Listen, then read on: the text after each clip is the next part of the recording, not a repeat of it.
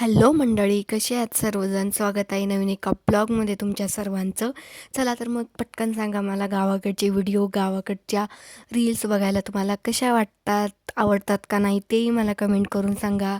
Recipe कशा वाटतात, तुमच्याकडे कशा बनवल्या जातात तेही मला सांगा. लाईक करा, शेअर करा, कमेंट करा आणि प्रियाला सबस्क्राईब करा. प्लीज सबस्क्राईब करा. व्हिडिओ बघितले जातात, लोक आवडीने सांगतात पण छान आहेत, पण सबस्क्राईब थोडं करत नाहीत. काय होतं माहीत नाही. पण नक्कीच मी गावाकडच्या सगळ्या गोष्टी दाखवायचा प्रयत्न करते. नवीन ब्लॉगर आहे, तर नक्की सपोर्ट करा मला, सबस्क्राईब करा. चला तर मग रेसिपीकडे वळूया आपण. खूप दिवसांनी माझा व्हिडिओ येतो आहे. खूप दिवस झालं मला बनवायचं झालं नव्हतं. म्हणलं आज बनावे धपाटे किंवा थालीपीठ. तुमच्याकडे काय बोलतात? धपाटे बोलतात का थालीपीठ बोलतात तेही मला सांगा.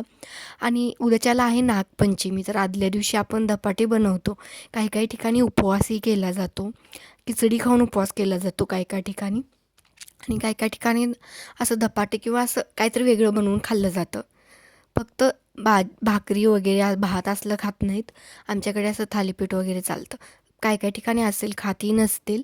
पण हे बघा, आपण ज्वारीचं पीठ आणि हरभऱ्याचं डाळीचं पीठ घातलं या धपाट्यामध्ये. तीळ, जिरं, ओवा आणि हळद घातली आणि हिरवी मिरचीचा ठेचा घातला आणि छान अशी कणिक मळून घ्यायची. छान अशी, जास्त पातळ नाही मळायची, कारण का ते ह्याचं पीठ असतं ना हरभऱ्याचं, त्यामुळे नंतर खूपच मऊ पडते. आपल्याला पाहिजे असेल तर आपण मऊ करून घेऊ शकतो नंतर. तर हे बघा, काळ्या हुलग्याची उसळ सगळ्यासोबतही खूप छान लागते. तर बनवायची होती आज काळ्या हुलग्याची उसळ. तर अशी छान अशी शिजवली होती. म्हणजे आधी भिजू घालायची, त्यामुळे लवकर शिजली जाते ती.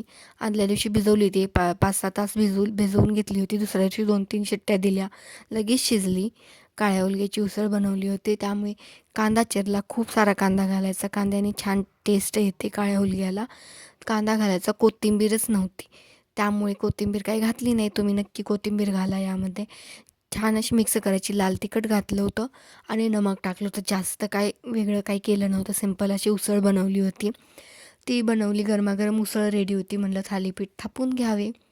छान असे चुलीवरती बनवायचे होते, खुसखुशीत गरमागरम असे थालीपीठ खूप छान झाले होते. आणि आम्ही एका साईडूनच भाजून बनवतो थालीपीठ. तुमच्याकडे कसे बनवतात?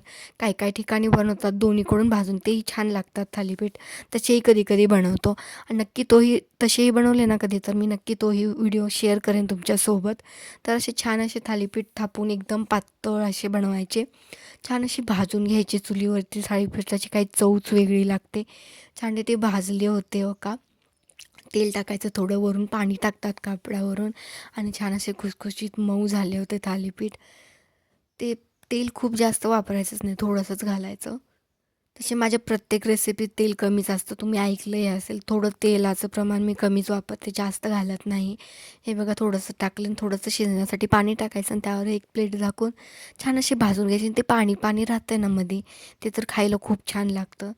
गरमागरम सुंदर असे थालीपीठ बनवले होते, खुसखुशीत छान झाले होते.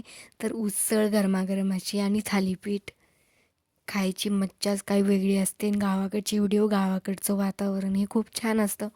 तर थोडं ऊन पडलं होतं आमच्याकडे, पावसाचा काही पत्त्याच नाही आहे, कुठं गेला आहे माहीत नाही.